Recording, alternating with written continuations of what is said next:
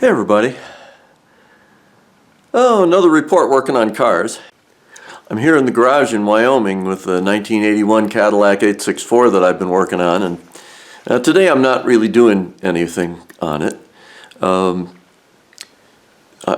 been more working to get the garage cleaned out. As I think those of you that follow things know, the car needs an engine change, and I'm going to work toward that here over the next few months.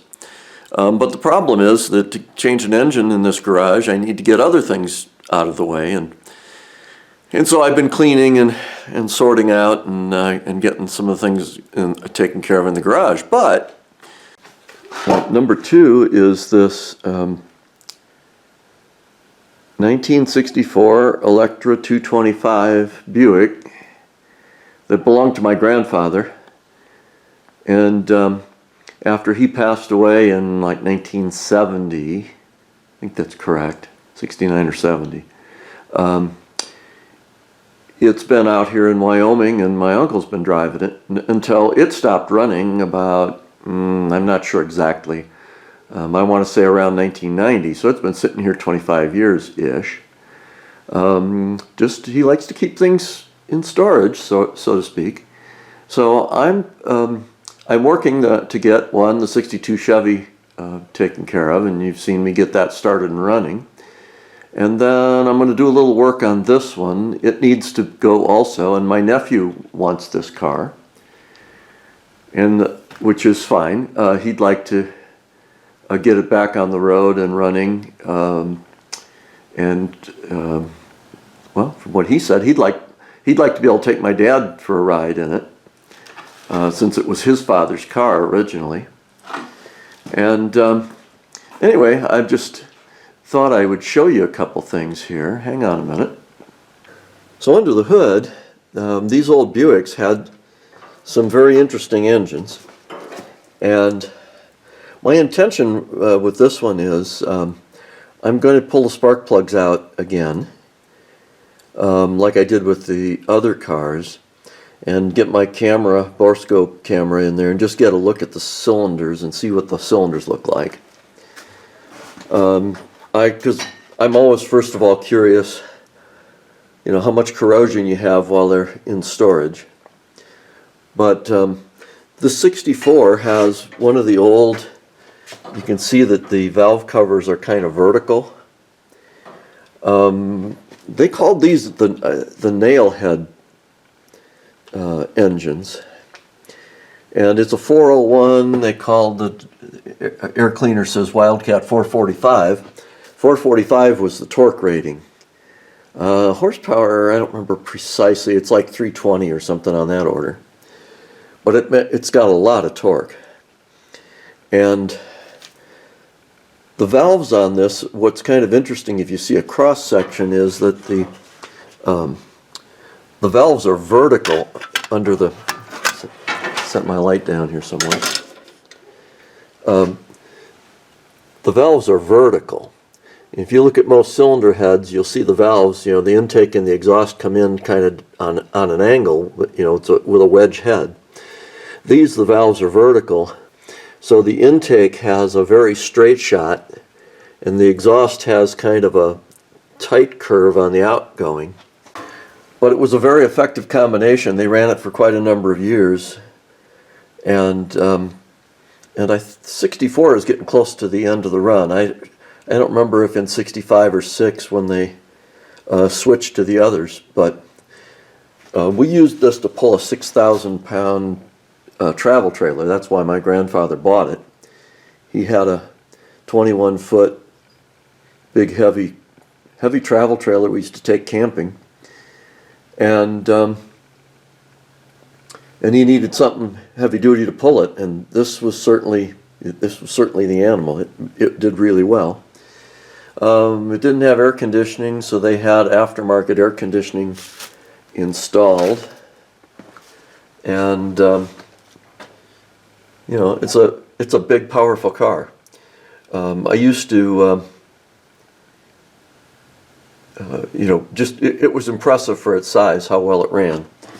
And as a child, when I say child, as being like 10 years old, It was probably the first car that I helped my dad rebuild a carburetor on and put in ignition points and stuff. I used to work on this one quite a bit back in the day. So a little more on these Nailhead engines. They were really tremendously powerful, and I guess, the place where I first found out about these, back when I was, 16, 17 years old, well, I knew about this one, but I had a 69 Mach 1 351, which was a pretty hot car. I mean, it would crack into the upper 13s at about 100 mile an hour, quarter mile. I mean, it was 351 Windsor 4-barrel was kind of nice. And I got, that was a great car. I used to take it out to a local drag strip every now and then just to test and do, they do bracket racing. But in the mornings you could go out and you could drive and just, basically do time tests all morning. And I only went out a couple of times because usually before we got to actually running, something would come with the car and I'd go, like I know once I had a hose start leaking. And anyway, sorry, getting long.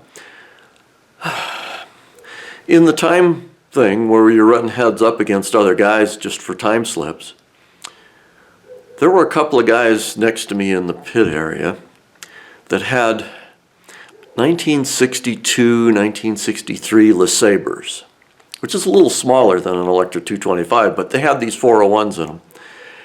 And the paint was awful on the cars. They looked scabby and grubby and all of that.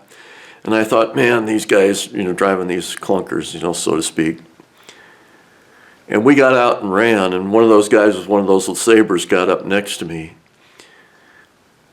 And again, I'm running about a 14 flat time slip at that point. And I get up to about, I'm up to about 70 miles an hour, and he just motors right around me and leaves me, leaves me. So a four-door LeSabre with a 401, and he was running that thing in the mid-13s. I don't know what he had done to it. I mean, I walked over and looked under the hood, and man, that thing just looked stock. I don't know what he had in it, but that car would really move. And I didn't run directly against the other guy, but their time slips were pretty close. They were really performing. So anyhow, I'm kind of looking forward to doing a little bit of work on the Buick and see if I can get it running again. My challenge is that I also want to do work on the Cadillac and start pulling accessories off and getting it ready for the engine swap. And I want to finish cleaning the garage so I've got room in here. Sorry. Life throws a lot at you fast sometimes. But anyway, that's an intro to the Buick, and if I get enough time this afternoon, I'll get a little bit of pictures of the cylinders before I have to wrap up for the day. Okay, so here I'm going to go through and take a quick look at the cylinders going down the right-hand side, and this cylinder number 1. And that cylinder wall doesn't look too bad. Get some good reflection out of it. A little bit of markings vertically, but not too bad. I see a little carbon on the top of the piston, but again, not too bad.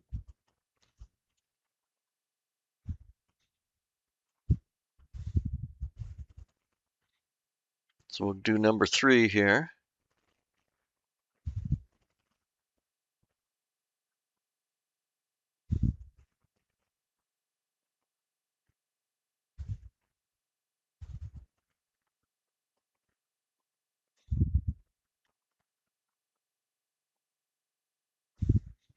Didn't look bad from what I could see. Didn't get a good reflection, but looked okay. So there's 5.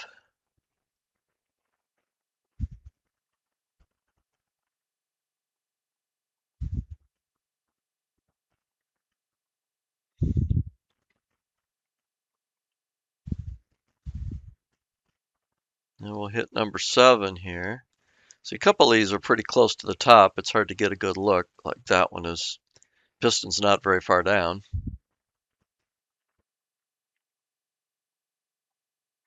And we'll go over here. We'll go to the other side now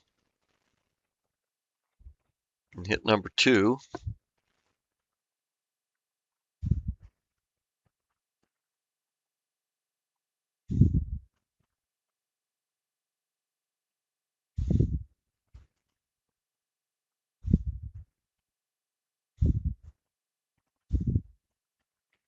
there you kind of get a look. It's not, again, I don't see any corrosion on them.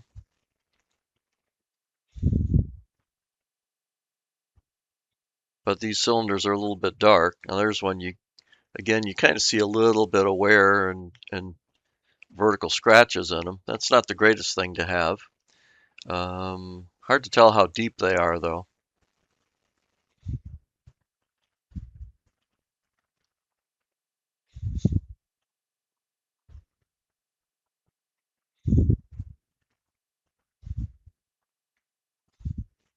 Then here's number 6. Oh, and she's about right up the top of the cylinder too. You can't really see much. Then here's number 8. And that one you can see on the wall, it's got a little bit of corrosion on it. See the kind of the orange orange pittings and markings in it. I mean, it looks like it's mostly surface. It doesn't look deep, but it's more than the other cylinders had in it. So you've seen the cylinders. Overall, they look pretty good. I only saw a touch of some spotty rust spots in that last cylinder there in the back, in number 8. And this engine runs, number 1 is over on the passenger side. Not everybody does that. But I put some stable fogging oil in each cylinder just for good measure, put the plug back in, and the plugs were, they weren't white, they were a little gray, but otherwise they looked okay. Thought I'd give you a look. I was just checking out the carburetor. Buick always liked to use, I shouldn't say always, they used Rochester carburetors quite a bit, but on these engines they used these Carter 4-barrels. And they can be a little challenging too, but it was always a, man, this car I remember as a kid was always a powerful car when somebody needed to romp on it. It was a cool old V8. So somehow it doesn't look bad. It looks like it survived. It actually looks like the cylinders survived pretty good. The oil isn't real pretty. I did pull a dipstick earlier and the oil's kind of dark. That 62 Chevy's oil looked nicer. There's still coolant in it. I pulled the radiator cap off, except that the radiator cap came apart, but there is green coolant and it's full. So, not quite sure what my next step will be, other than I did break a spark plug wire. Now I almost never do that. I was having trouble getting it off, and I was grabbing the boot, but I didn't have one of my special boot grabber tools. And I managed to, I've stuck it back together, but it's not right. It just pulled the wire right out of the metal piece when I was pulling on the boot. My mistake. But anyway, so I'm not quite sure what my next step is, but that is what a Buick 401 engine looks like. Maybe you'll see some more work on this. We'll see how it goes here in the future. So if you want to know just a little bit more about what these 401 engines are, I got this old book. This one was published about 1965, and got it from my grandfather way back in the day. I've had this one tucked away for a long time, and it basically shows like all of the engines and all of the American manufacturers in that time frame, and a pretty good list of all the data on all of them. Pretty nice, because as a kid that liked cars, I studied this a lot. I mean, they got the main specifications. This is all for 1965 engines, and there's the pistons and the rings, and it's a pretty good explanation, I mean, down to there's the Buicks, there's down to the center distances on the rods and how much they weighed, and pretty darn nice set of data. And as I said, I used to really kind of be fascinated by it. And, you know, I've kept it on my shelf all these years as a reference. And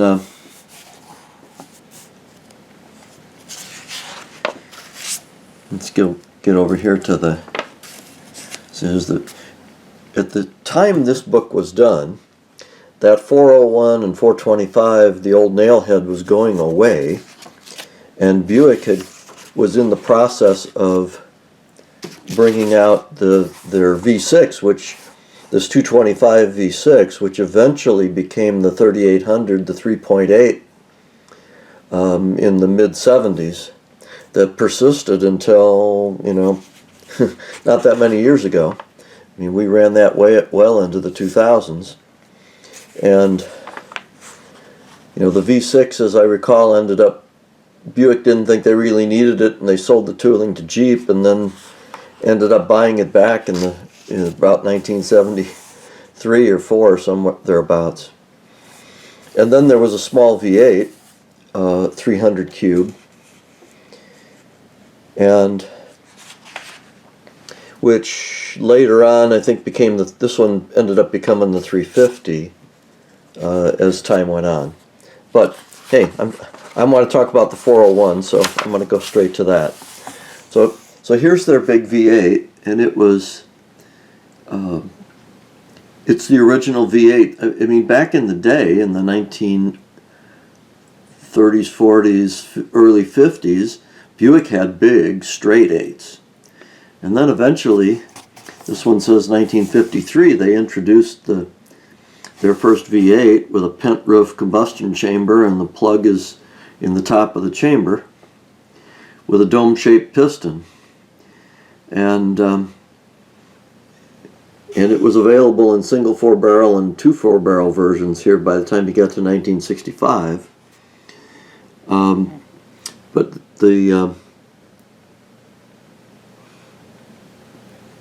But it's, you know, direct descendants of that original 1953 engine. And if you go down here, see displacement, there's 401 and 425. We had the 401 in that Electra at 325 horse and 445 pound-feet of torque, 10 1/4 to 1 compression. And then as you got down here, just kind of scan down what we got there. This is what the engine looked like from the outside. You can see the vertical, you know, how the intake manifold fed vertically down toward the cylinder heads. And it had a pretty good valve. It had a good camshaft.